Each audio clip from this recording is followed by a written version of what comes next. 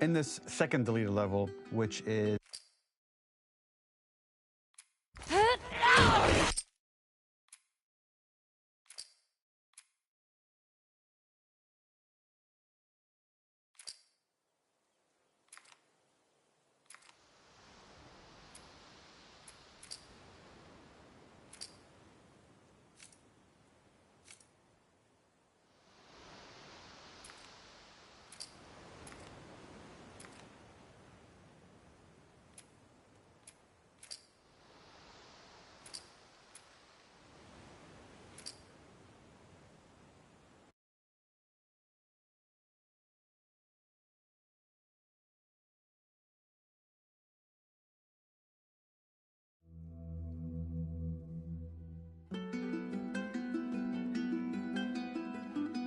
in this second deleted level, which is an extended sequence of the sewers in Seattle. This comes on the heels of where Ellie goes into a building and she survives an attack by stalkers and gets thrown out of a window and gets swept away by the current. And then we cut this section that used to be there in the final game. Now you will get to play it. So this was a way to get a bit more interesting puzzles, interesting traversal, figure out how Ellie can navigate the sewers with the fighting current.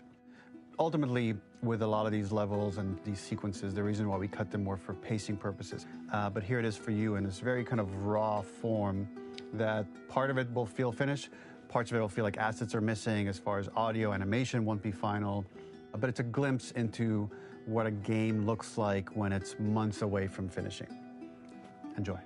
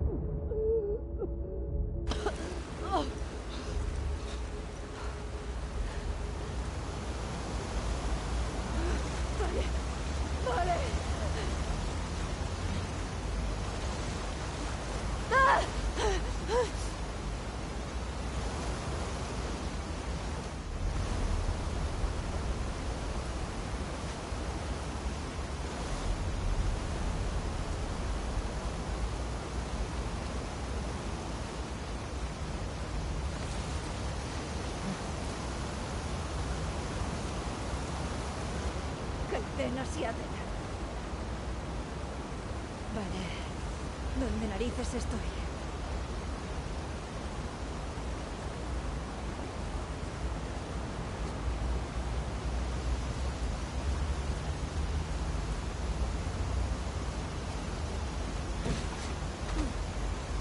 Menos mal. The ladder acts as an immediate goal for the player, but being able to climb out is not going to be so easy. To keep levels interesting and engaging, we alternate between positive and negative values the player experiences. Here, it's a positive to have found a ladder, but then a negative to discover it's not the solution. But then another positive to identify the next short-term goal of the doorway. By alternating between these opposing values, we give players what they expect, but not how they expect it.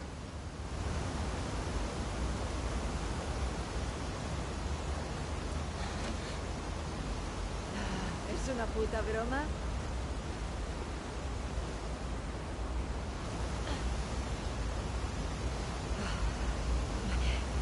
Vale. Habrá otra salida.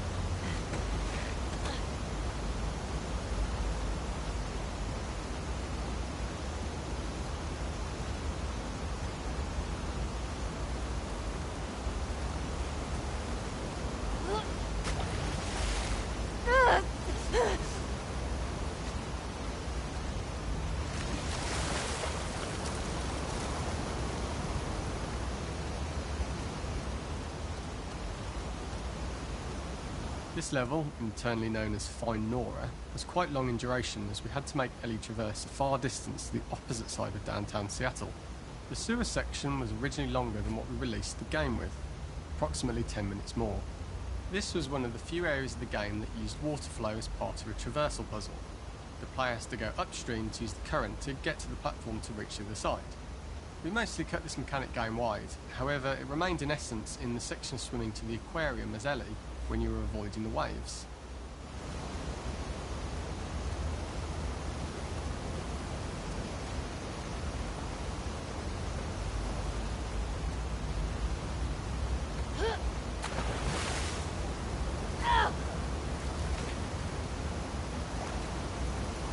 Yes.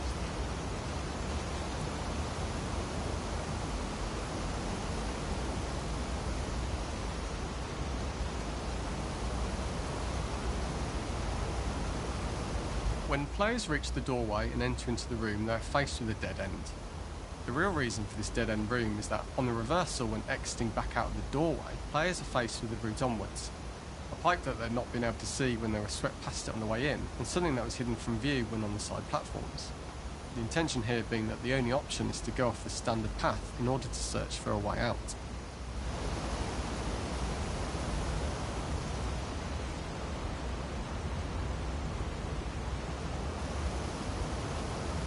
When players reach the doorway and enter into the room, they are faced with a dead end.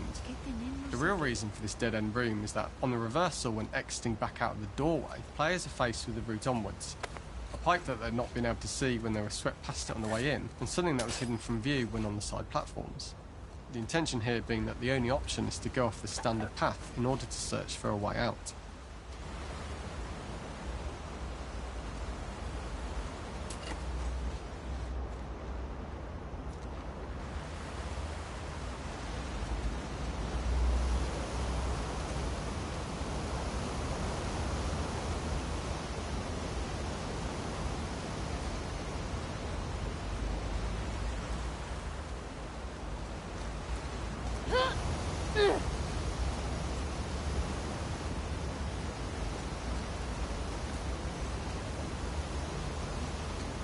Qué ganas de largarme.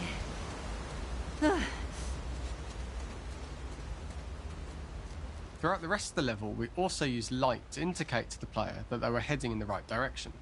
At each turn, however, we blocked the direct route forward. Players would know that they just have to keep finding alternative paths, promoting those feelings of being desperate and trapped.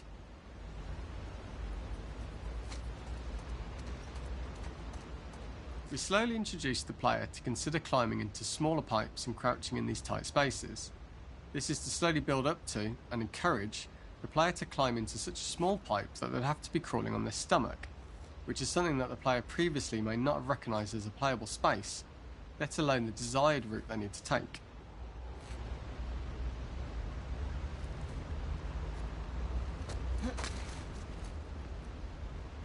Arriba y afuera. Tú ve arriba y afuera. We added a tiny space just to reward the player's exploration with a pickup item, and we made sure it was something that made sense that you'd find in this area. A canister and all the garbage that had been washed into the sewers from the surface.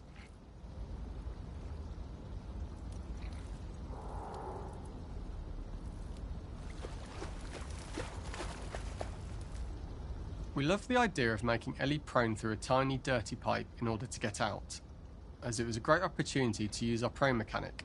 A unique camera setup was created to support crawling in these pipes, as the standard prone camera is much higher above the player. We also created custom collision in order for Ellie to manoeuvre in these tight spaces easily.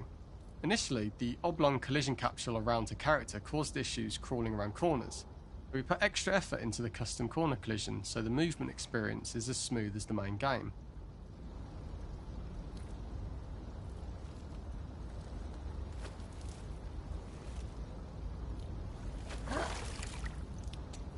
Joder. Vale. Mantén la calma, Ellie.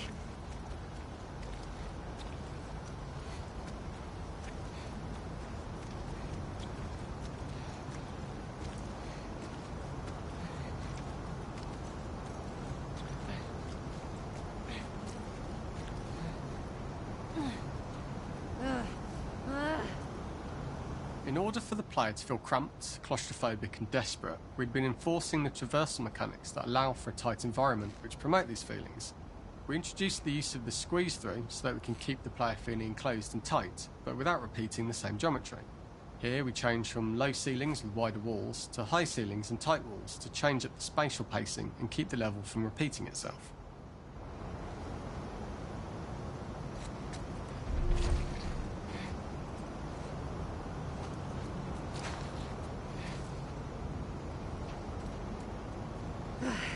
Que te jodan, universo.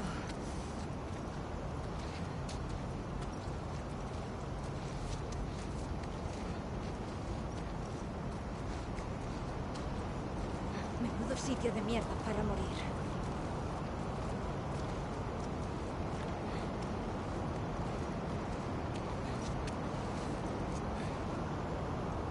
Originally, we had the waterline much higher here, so players had to swim through this tight tunnel. However, from watching user test feedback, it was occasionally causing people to discount the route entirely and turn back on themselves.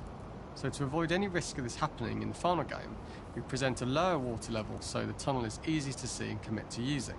Although this isn't as impactful without the prone swim, it's the better decision as it means a smoother experience for the player with no backtracking frustration.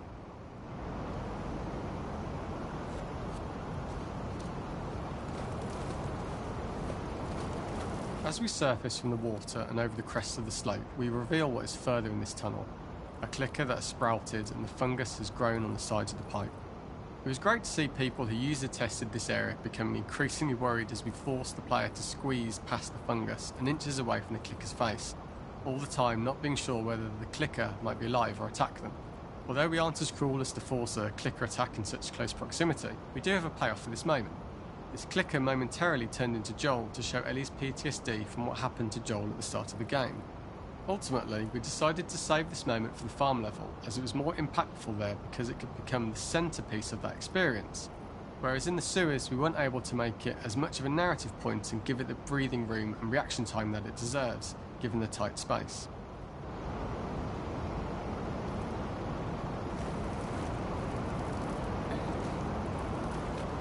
¡Puta mierda!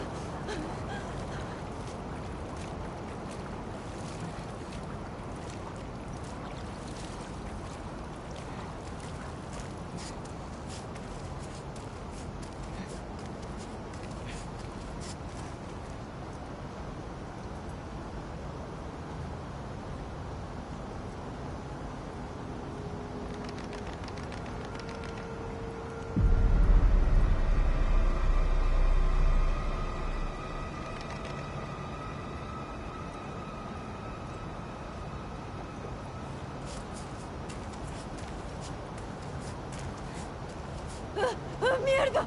¡Ah!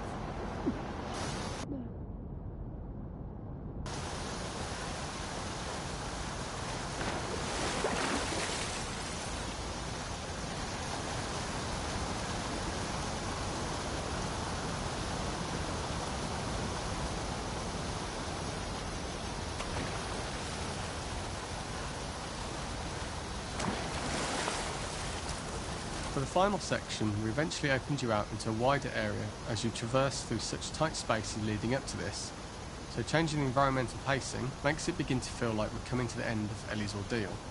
An earlier iteration used the current that we'd shown at the start for a slightly tougher traversal puzzle to conclude the sewers. The ladder was clearly visible from most of the area, but the player was faced with a fast-flowing torrent of water they couldn't cross. If the player attempted to jump into the water, they were not able to swim across the ladder due to the water's speed, but instead they had to traverse the pipe running along the top of the space in order to get across the water.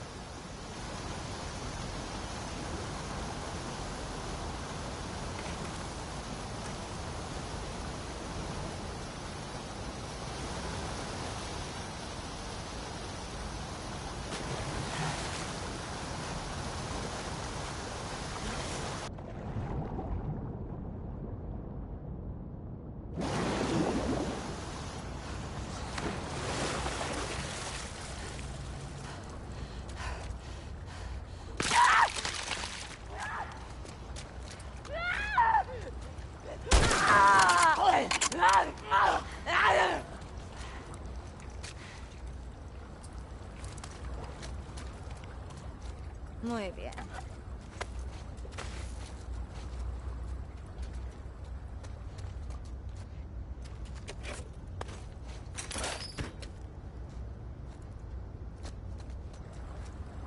This is the first time we get to see stalkers that are embedded into the walls. So this optional room is a nice little early extra that the player gets if they explore. We also use the pickups to lure players over to be close enough to trigger the stalker's attack. This caused quite a few jump scares with user testers who played our game before its release.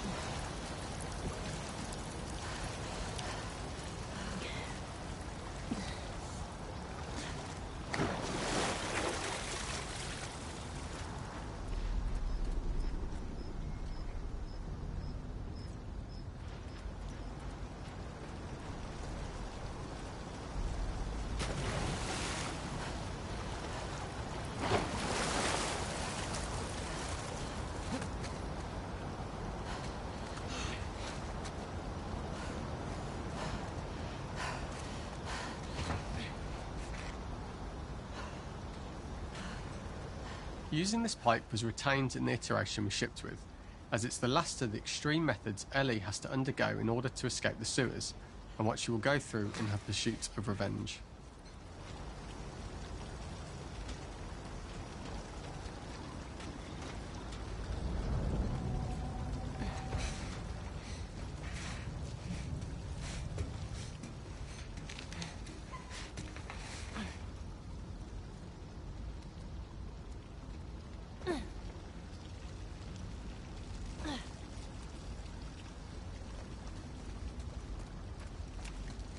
The last ladder climb is quite lengthy, and although we could have trimmed it down to a shorter climb, we liked how this last segment of the journey built anticipation for whether there was success at the top or not after all you've been through. Ultimately, the ladder exits out into the subway station, which is how it connects in the final game. Ellie then has to find her way to the hospital from here, crossing paths with the scars for the first time.